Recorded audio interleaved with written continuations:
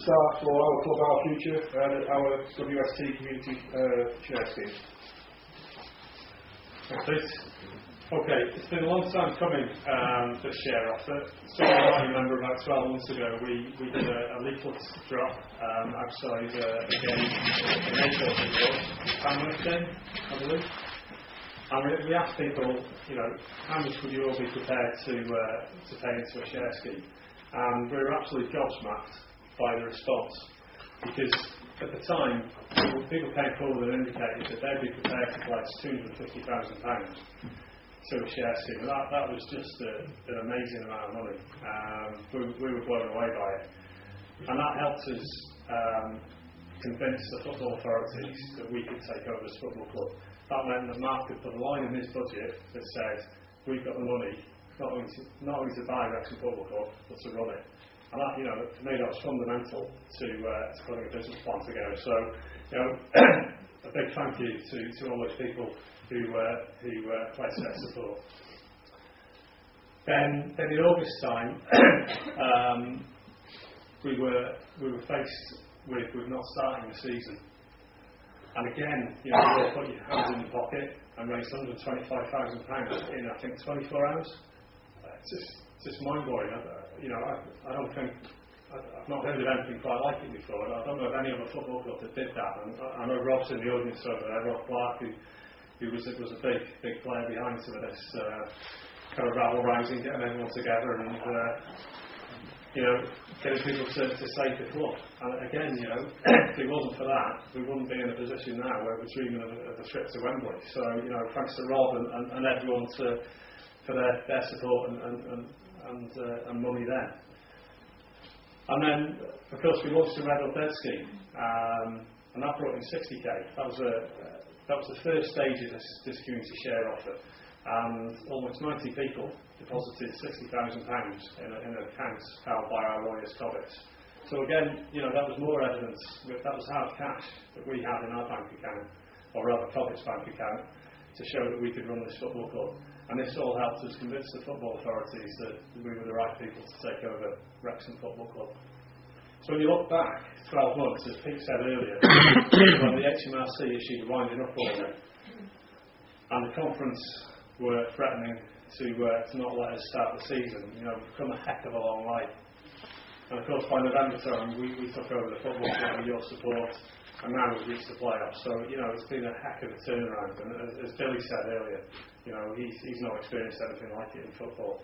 And, I think it's a testament to the Wrexham people and the fans, particularly people here tonight, that helped us achieve that. So give yourself a round of applause.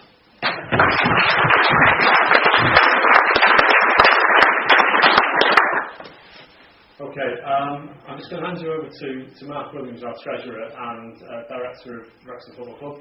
He's going to talk you through some of the finances around this scheme, our Club Our Future. I'm going to then come back and talk through the benefits, why should you invest in the scheme. I'm going to talk about how to apply for the scheme, and Dave will then answer some questions at the end. Dave's the guy who will be at the end of our email, shares@wst.org.uk, and the telephone. So he's the guy if you've got any questions to ask. But it's very much a team effort. There's been a group of us working on this for 12 months, ably supported by James here at Sports Direct, who has given us a heck of a lot of support and time over that period. So it's very much been a team effort. So I'll hand you over to Mark to give you a bit of a feel about some of the finance information in this document.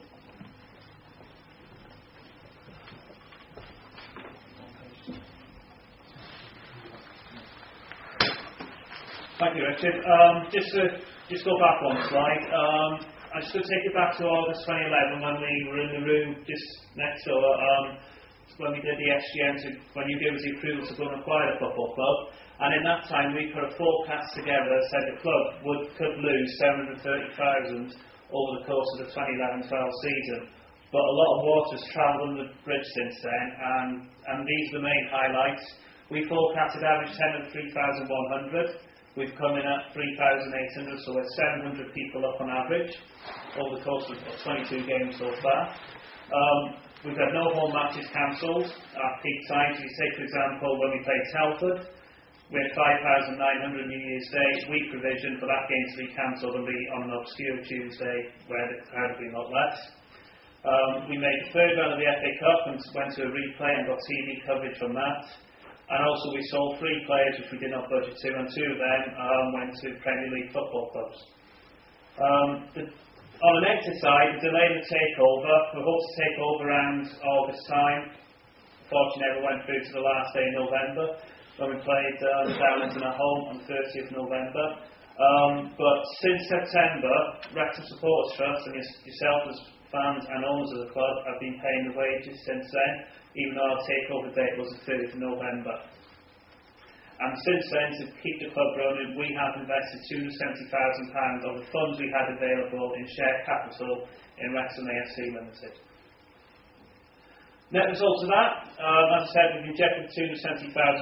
Wrexham FC, the trading company, which is Wrexham AFC Limited, is forecasted to finish with surplus funds of £200,000. So that is the result of all those positive things that have happened. And in addition to that, we as Supporters Trust have got £210,000 in the bank account.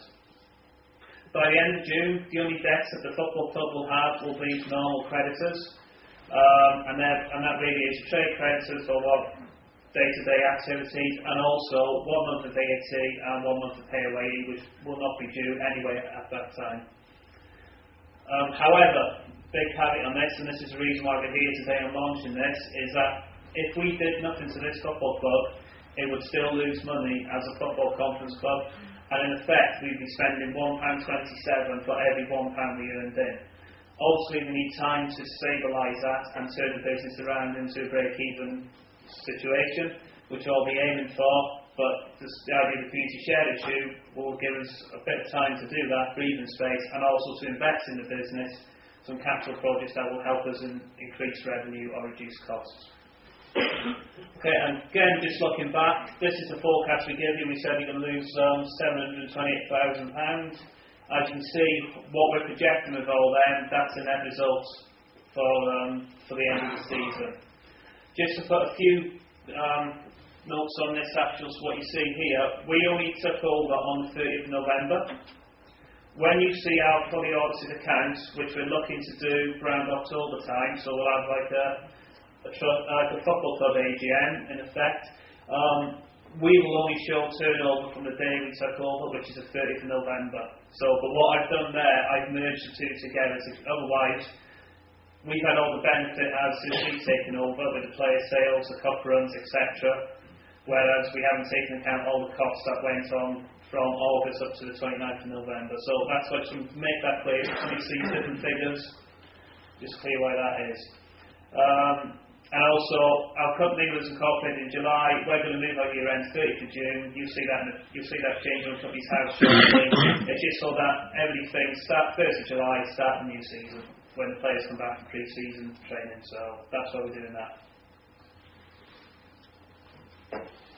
Okay, looking ahead to next season. This graph is in the actual brochure you see. I'll put a bit more meat on the bones in effect. We've covered 2011-12. The slight difference there with the turnover figure is what we've done to equalise all these figures out. We never had any season ticket income last season because it was spent prior to we took over, so we took that out of the figures. I've just put that back in there just to balance everything off, so we're comparing like-for-like figures. So in 2012-13, the figures have 1.5 million turnover as a conference club. This is what we're assuming for next season. Average price of 3,600. Okay, I know we've done 3,800, but I always want to put a safety net in there. We're forecasting the sale of 1,400 season tickets. We sold 1,800 last season. Again, a bit of a safety net in there. And also, we've got no income from cup matches or transfer fee income because, as we've found out in previous seasons, we haven't been as lucky as we have this time. We're also trying to forecast there to maximise at least a lot of our commercial opportunities you see on a match day, which that includes match and ball sponsors. You've got executive box hire and also diners on a day-to-day basis. Gold bond figures, we've got in there 800 weekly members. I think we're around the 500 mark now. So, but we see that as one area that can, if it's marketed and branded right, we can raise further income than what's been forecasted. And on the Football League one, you can see there that the red line, the loss line, has disappeared. The main difference really is in that we have forecasted additional average attendance because we're going to play at a higher level of football. If you think the teams are in there next season, you could have the likes of Bradford and Crewe who are going to bring a lot more than the likes of Braintree and Alperton will. So that is just clear extra money on the gate for us. We're forecasting 1,600 season tickets.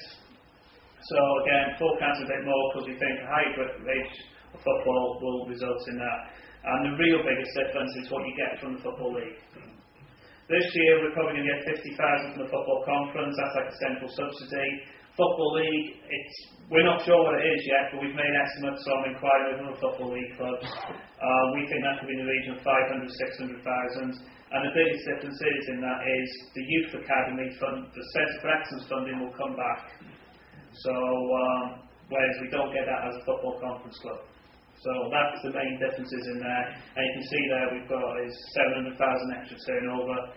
Costs are going to go up because you play at a high level. There's more additional costs involved. But as you can see, the figure is a lot more manageable, especially we don't take into account there the trading surplus of the Supporters Trust from memberships, fundraising and the like, which would cover that figure. That's it for me. I think we'll have a Q&A at the end, so I'm going to pass you back to Richard and he's going to talk you through how you go about investing in the share capital support trust. Thanks, Ryan.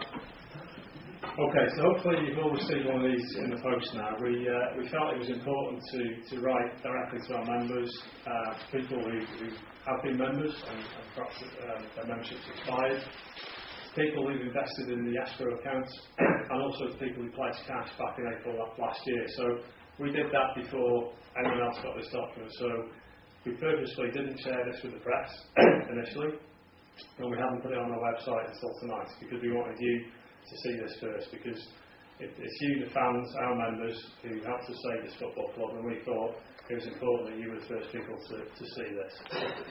So what is the offer? Well, we're asking you, our members, to invest in WST share capital, and that's to secure a brighter future for our club. Why are we doing that? Well, the funds will give us time to implement a long-term business plan to help us restructure the business and turn it around. We've made a heck of a lot of progress already this last 12 months, as you've seen earlier in the show, but we've still got work to do. And this fund will give us money to invest in the business in things that haven't been invested in previously to help us grow the business. We're working from quite a low base commercially. And we've made some great steps forward already. The Adidas kit that was announced on Sunday, I think that's a lot of people are really excited about that, and hopefully that's the start of things to come. And that will really help us to grow the business. And this fund will help us to invest in more commercial activities like that. So how much do shares cost? Well, the minimum investment is £100. And the maximum is 20,000 now. We don't expect many people to be investing 20,000, but what we do think is important is that it's affordable for everyone. And at £100, hopefully that will encourage as many people as possible to invest in the trust.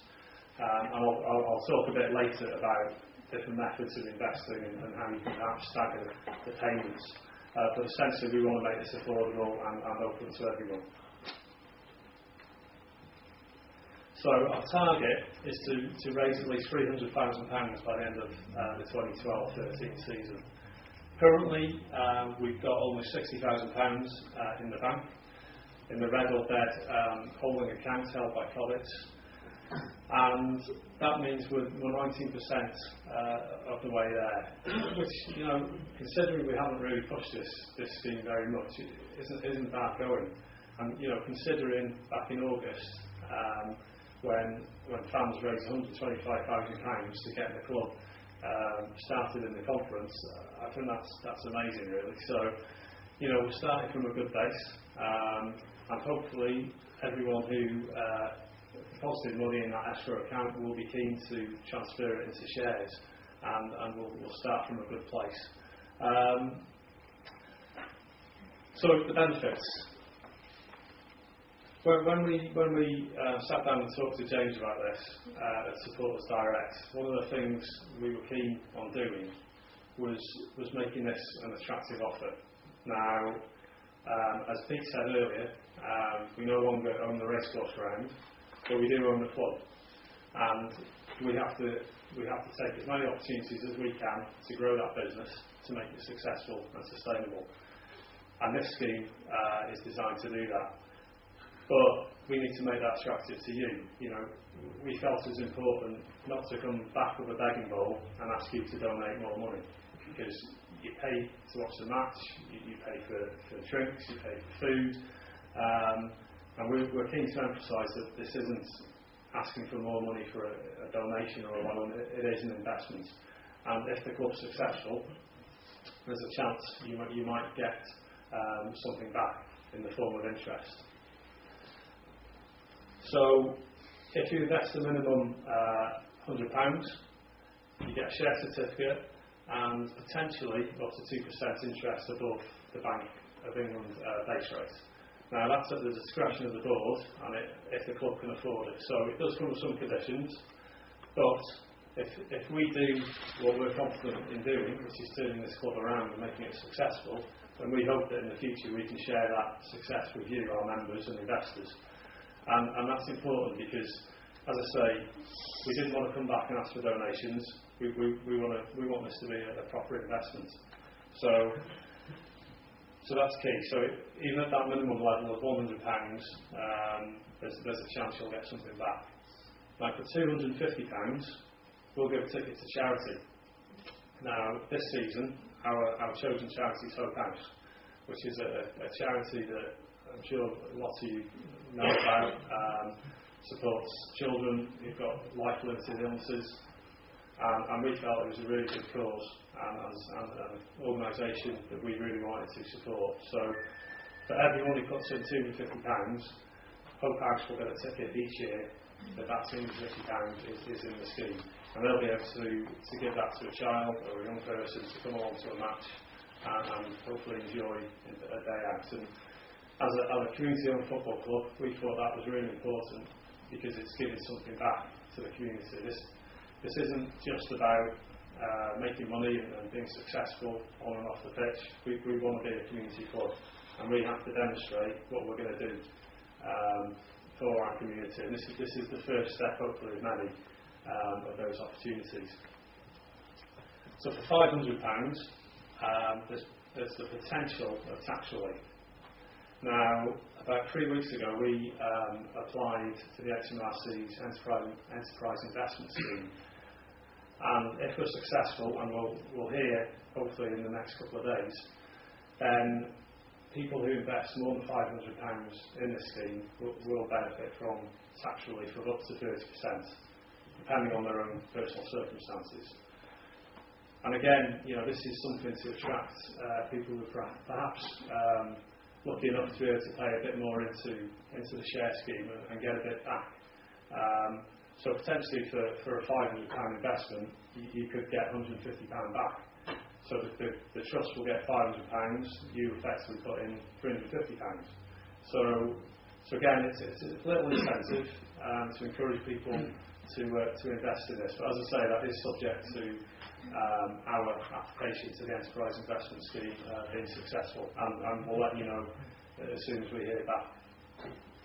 Now for £1,000 you get lifetime membership of the Trust. Now we did debate this for some considerable length of board about whether that was the right thing to do or not.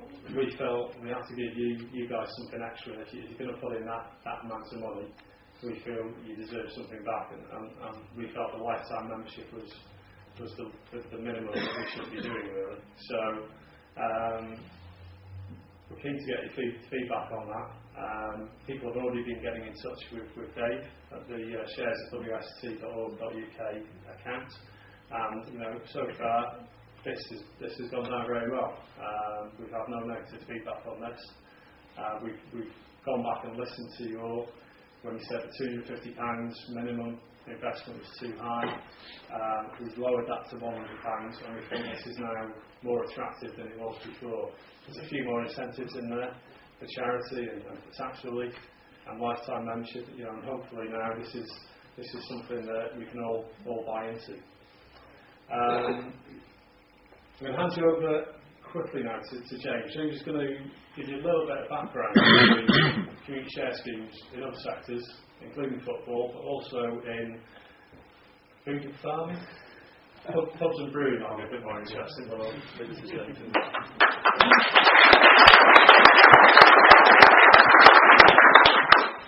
Right, hello everyone, thank you very much for having me here. It's one of the most dullest slides you're probably ever going to view. It's basically gives me an excuse to talk to you for a little bit. Essentially why it's there is just to show that this isn't just an idea that's coked up in the pub by a load of Wrexham fans. This is something that actually has been taken off in other industries, and significant amount of finance has been raised. So what we're talking about here is not about raising shares in companies. This is about raising capital finance in community benefit societies. So essentially what the Wrexham Supporters Trust is, that body exists in community shops, in pubs, in renewable energy, but essentially across all the industry. Now, the question really is where's football on there? One of them will be under other, which is FC United scheme. But the problem with football, of course, is that it's not somewhere you'd actually want to invest your money in most football clubs, because they lose so much money. So, trying to pick up on Rich's point about the way that different people engage with football clubs and the way you guys have engaged with football clubs in the past is, in the past it's been, crisis, donation, fundraising, and you guys constantly picking up the tab, because essentially the love of your club means that you'll dig deep and keep it going. What we're trying to do now, to mirror what's going on in these other industries, is actually say, hang on a minute, we need a bit more of a grown-up debate about this. We want to run this football club as a sustainable business.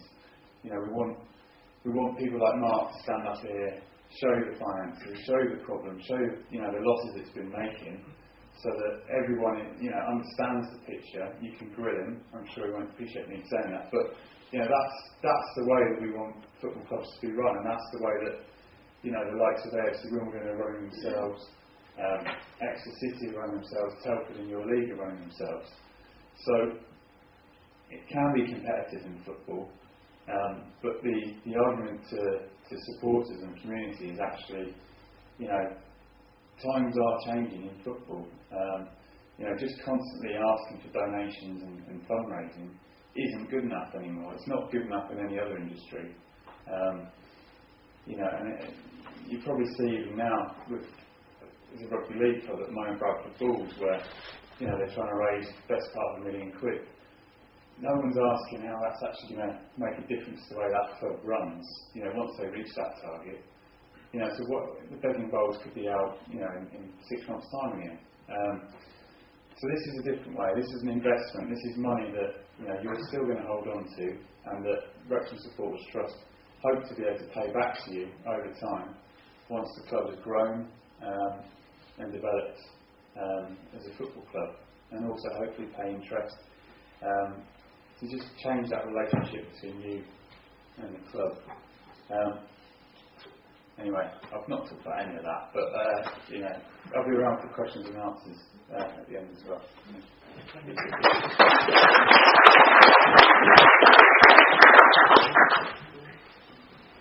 Okay, so how do you apply? Well, we try to make the application form as simple as possible. Again, we went through a number of iterations before coming to this, and I'd like to thank Dublin Jones, trust member who designed this. I think Dublin's this right here.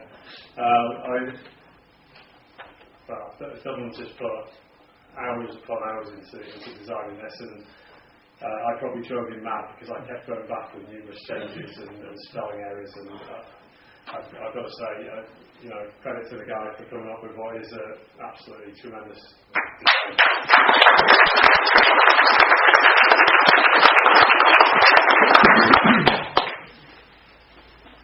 So we came to quite a simple kind of three-step process. First one, indicate the amount of money that you wish to invest: £100, £250, £1,000, £500, or other. You don't have to stick to those kind of four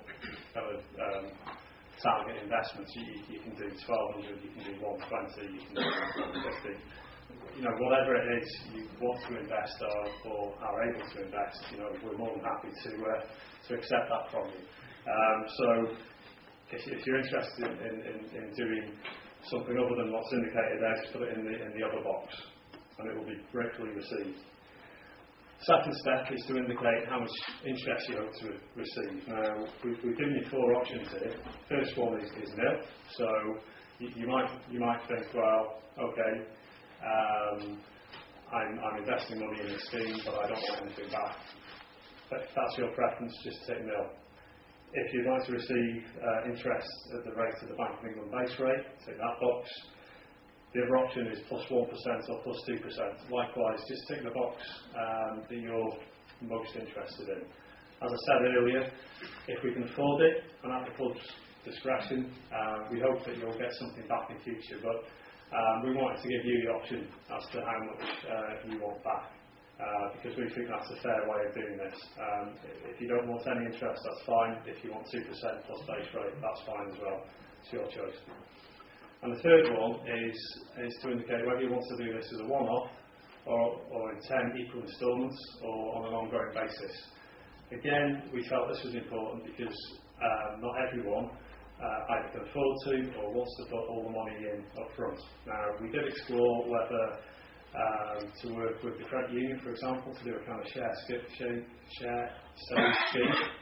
But in the end, we felt it was more straightforward to do a standing order mandate form, which is here, and just offer you the chance of paying in 10 instalments. So if that's what you want to do, if you want to pay £100 in 10 months, that's fine. You spread the payments over that period. If you want to pay on an ongoing basis, again, we would gratefully receive any ongoing payments that you'd like to make. So, for example, if you just tick the box that you want to make a regular payment of £10 a month, ongoing, when you pass the £100, £250, £500 milestones, we'll write to you to let you know that your benefits have increased. So we'll basically keep in touch with you and let you know how much you put in and what you get back for that money. So hopefully this is an opportunity for us as well to kind of keep in touch with you and to engage with you perhaps a bit more than we are doing at the moment. And that's it really. It's as simple as that. You do need to be a member of the trust to apply. And I must stress that the shares are in Wrexham Supporters Trust and not Wrexham Football Club. So that is key. But it is all in this document, and this document will be available online this evening. So when you go home, you can log on to the website, and this document is there as a PDF if you've not had a copy already. And we'll also be putting the video this evening on the website in due course as well. We do need to edit it back a little bit because we've probably made a few gaps here and there. So John, our website editor, webmaster, will be working hard over that and putting that up online in due course. So that's about it really.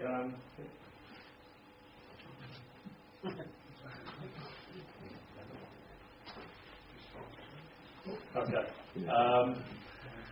I'd just like to pick up on one of James's points that he made earlier about investments in community share schemes. Now, essentially, what we're doing is asking you guys, our members, for funds to help us grow the business. Now, in many ways, that's no different to what a publicly listed company would do when it issues shares. It's basically asking for capital to invest and grow the business. And we're doing exactly the same thing. We're just asking our members for help to do that. So that's the kind of parallel, if you like. with typical share schemes, and we're happy to take questions on why we set it up this way. So I'm sure there are plenty of questions about that. But I'll just finish off before we go into the Q&A with a few details that are included in this document and will be available online, but which I do need to go through because they are very important in terms of the offer itself. It's a legal document, it's a prospectus, and we have to include these things to give you the right information to help you decide whether you want to invest. So I'm just going to run through these things. It's a bit dry, but I do need to kind of make you aware of that. So there are no additional voting rights, so the one member, one vote ethos remains. Tax relief, as I said earlier, is subject to our enterprise investment scheme application being successful and personal circumstances. The offer is subject to FSA approval of our new constitution, which I believe came through in the last couple of days, so that box is ticked. The offer is an open offer, and that means that it's not time limited, it stays open. So we're not saying to you, we want £300,000 between now and next season and then it closes.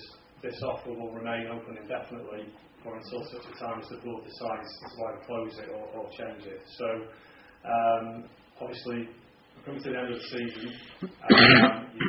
You've got playoffs coming up. Season ticket prices will be released soon. You've got other things on your mind. Keep this at the back of your mind, and invest in time at a time when it's good for you. Two key things here I need to make you aware of. The offer is exempt from the Financial Services and Markets Act 2000.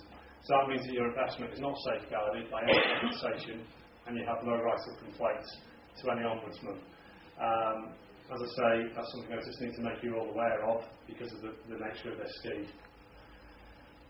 Fundamental aspect to this scheme is that no withdrawals will be allowed until 3 years after the launch of the scheme, and after that no more than 10% of the total share capital can be withdrawn in any 1 year. Now that's because we need this level of funding to help us grow the business. Now if people were withdrawing this as you would do typical shares, then that wouldn't give us the platform to grow the business. So that's just something that kind of helps give us the kind of security and the ability to plan ahead over that 3-year period.